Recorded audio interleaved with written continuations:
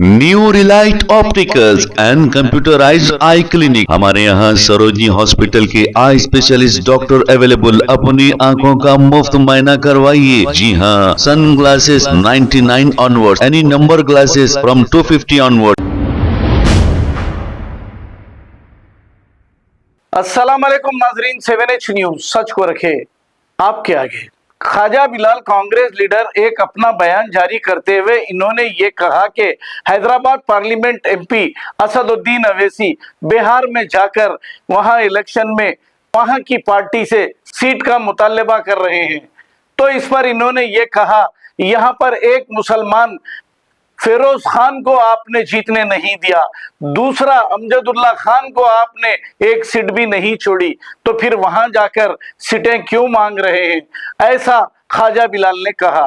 आइए सुनते हैं इसी की तफसीलात। तेरे दरवाजे पे बज रहा है ढोल, गठबंधन के लिए अपने दरवाजे खोल। कुछ दिन पहले ये नारा बिहार के मजलिस इत्तेहादुल मुस्लिमीन के सदर ढोल लेकर तेजस्वी यादव के घर पे बजाते हुए जाते हैं और वहां पर कहते हैं कि हम नहीं चाहते हैं कि वोट बढ़ जाए, हमको गठबंधन में ले लिया जाए। यानी आप इस बात को मानते हैं कि आपके इलेक्शन लड़ने से वोट बढ़ते हैं। ये मैं नहीं कह रहा हूं, बिहार के सदर अख्तरुल ईमान ये बात कहते हैं। और बिहार का एक कल्चर है, वो कल्चर दरअसल ये है कि जिस किसी के घर में बच्चा पैदा होता है, उस घर के बाहर कुछ मर्द हजरात साड़ियां पहन के ढोल लेके आके बाजा बजाते हैं, ढोल बजाते हैं, और जब तक उनको बख्शिश नहीं मिली तब तक वो जाते नहीं हैं। तो अब ये जो आए हैं, ये बख्शिश लेने के लिए नहीं, ये बख्शवाने के लिए आए हैं। किसको बख्शवाने के लिए आए हैं? कहते हैं कि हमको 6 सीट दे दो। भाई साहब, आप हैदराबाद में किसी को आपकी 7 सीटों में 1 सीट देते, आप 1 सीट दे दो फिरोज खान को, और आप दूसरी जगह जाके पूछो 10-10, 20-20 सीटा। आप याकुतपुरे की 1 सीट दे दो एमबीटी को और पूछो जाके 10-10, 20-20 सीटा। आप हैदराबाद में किसी को सीट नहीं देते। वो मुसलमान ही है जो आपसे पूछ रहा, फिरोज खान भी मुसलमान है, खालिद खान भी मुसलमान है, आपसे पूछ रहा, तो आप दे दो ना 1 सीट, तो आपकी बात हकगोई कहलाएगी। एक तरफ आपका डोगलापन, यहां पर किसी मुस्लिम कायद को जीतने नहीं देते। फरद खान को जीतने कभी नहीं दिए, अमानुल्लाह खान को हरा दिए, फिरोज खान को बार बार हरा दिए, अमजदुल्ला खान को हरा दिए। जितने मुसलमान आपके खिलाफ ठहरेंगे उनको आप हैदराबाद में हराएंगे। और बिहार, उत्तर प्रदेश में एक नया स्टाइल ऑफ पॉलिटिक्स बनी। वहां जाके कह रहे हैं कि हमारे को 6 सीट दे दो, हम लड़ लेते। आप हैदराबाद में किसी एक को 1 सीट दे दो, बाहर जाके आप पूछो किसी और से सीट। आपसे पूछे कौन? आपकी बात ही क्या है? और आप, मैं वाज़ेह तौर पे कह दूं, मैं कल असदुद्दीन अवैसी साहब की प्रेस कॉन्फ्रेंस और अख्तरुल ईमान की प्रेस कॉन्फ्रेंस देख रहा था। बिहार में पिछले 4 दिन से फिर रहे वो बिहार के में अपने प्रेस कॉन्फ्रेंसेस और पब्लिक मीटिंग्स में कह रहे, हम तेजस्वी को जीतने नहीं देंगे, तेजस्वी को रोकेंगे, तेजस्वी तेरे को मुख्यमंत्री बनने नहीं देंगे। भाई साहब, अगर आप तेजस्वी को रोकेंगे तो आप किसको जिताएंगे? उसका भी नाम बोलो। आप क्यों नहीं वाज़ेह तौर पे कहते कि आप नीतीश कुमार को जिताएंगे? ये वही नीतीश कुमार जिसकी वजह से आज भारतीय जनता पार्टी का नरेंद्र मोदी हिंदुस्तान का अगर वजीर आजम बना है तो यही चंद्रबाबू नायडू और नीतीश कुमार की वजह से बना है। आप थोड़ा तसव्वुर करके देखिए, दिमागों को उस तरफ ले जाके देखिए कि आने वाले 1 महीने के बाद अगर बिहार में चुनाव हो, नीतीश कुमार अगर हारे और तेजस्वी यादव अगर जीते, तो जितने नीतीश कुमार के मेंबर ऑफ पार्लियामेंट एमपीज है, जिनकी वजह से आज नरेंद्र मोदी उस कुर्सी पे फायज है, उनको तोड़ने का काम तेजस्वी यादव करेगा। और नरेंद्र मोदी भारतीय जनता पार्टी की दिल्ली की सरकार को हिलाने का काम तेजस्वी यादव करेगा। ये असदुद्दीन ओवैसी हैदराबाद मजलिस इत्तेहादुल मुस्लिमीन से ये लोग अगर वहां पर आए हैं तो ये दरअसल तेजस्वी को हराने या नीतीश को जिताने नहीं आए। ये भारतीय जनता पार्टी को दिल्ली में कोई नुकसान ना हो उसकी वजह से ये बिहार का चुनाव लड़ने की तैयारी कर रहा है। अरे मैं वाज़ेह तौर पे पूछूं, अगर ये भारतीय जनता पार्टी के इतने बड़े दुश्मन हैं तो इनको भारतीय जनता पार्टी बिहार में क्यों नहीं रोकती? इनको उत्तर प्रदेश में योगी आदित्यनाथ वार्म वेलकम क्यों करता?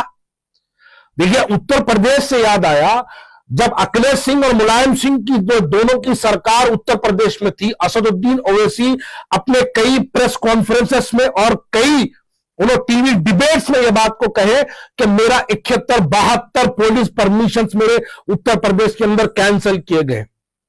जब से योगी आदित्यनाथ की सरकार उत्तर प्रदेश में आई है, असदुद्दीन ओवैसी साहब का एक भी जलसा, permission, helicopter, red carpet, Z security कोई उनकी रोकी नहीं जाती। हर चीज उनको फराहम की जाती है, हर सहूलत उनको दी जाती है। क्यों? क्योंकि उसको सहूलतें पहुंचाते हैं जिससे किसी को कोई फायदा होता है। तो भारतीय जनता पार्टी को अगर किसी से फायदा पहुंचता है तो उसको भारतीय जनता पार्टी पालती है, उसको पूछती है, उसका ख्याल रखती है, उसको फॉरेन ट्रिप्स के दौरे कराती है, उसको हर जगह टीवी डिबेट्स में बिठाया जाता है। अगर आप भारतीय जनता पार्टी का ख्याल ना करें, अगर उनके आप गुड बुक्स में ना हो तो आपका भी हाल आजम खान की तरह हो जाएगा। अगर आप भारतीय जनता पार्टी के गुड बुक्स में ना हो तो आपका भी हाल अतीक अहमद और अशरफ अहमद की तरह हो जाएगा।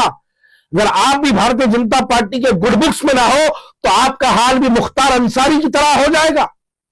यह बात आप भी बहुत अच्छी तरीके से जानते हैं। आज कह रहे हैं कि हमको गठबंधन में ले लो। अरे भाई साहब, आप पहले यह बताइए कि आप यूपीए 2 से बाहर क्यों आए? आज आप कहते हैं कि हम कोई गठबंधन में ले लो, इंडिया अलायंस में ले लो।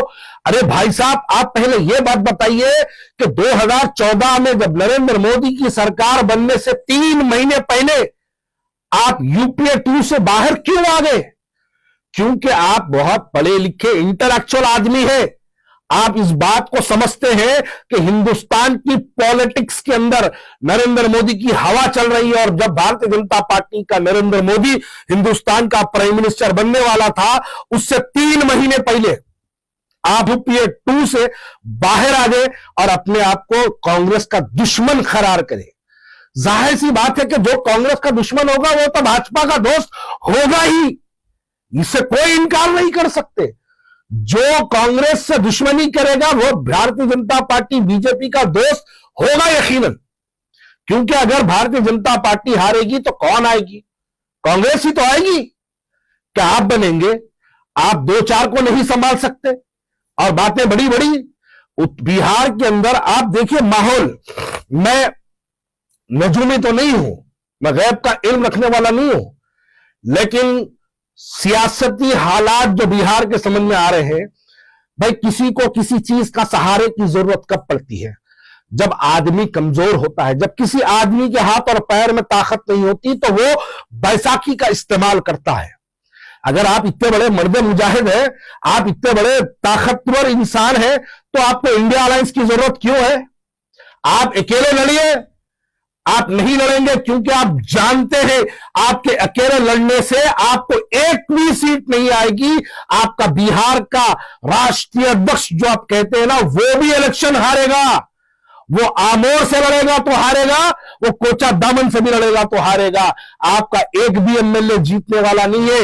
एक एमएलए आपका जीतेगा जरूर, और वो जीतने के बाद 2 हफ्ते के अंदर वो इंडिया अलायंस आरजेडी ज्वाइन करेगा।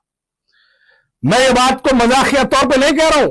आपके कोई एमएलए जीतने वाला नहीं है, आपका एक एमएलए जीतने वाला है, और आपका जो एक एमएलए जीतेगा वो भी जीतते ही आरजेडी ज्वाइन करने वाला है 1 महीने भर के अंदर। अरे आप वहां बैठ के पूछते हैं कि हमको 6 सीट दे दो, हमको 6 सीट दे दो। अरे आपके लिए 7 सीट है ना भाई। आप 7 सीटों में 1 सीट एमबीडी को दो। आप 1 सीट नामपल्ली की फेरोज खां के लिए छोड़ो, तो आप भी बजा के दूसरी जगह किसी और से उनके शिफ्टिंग सीट्स पूछ सकते हैं।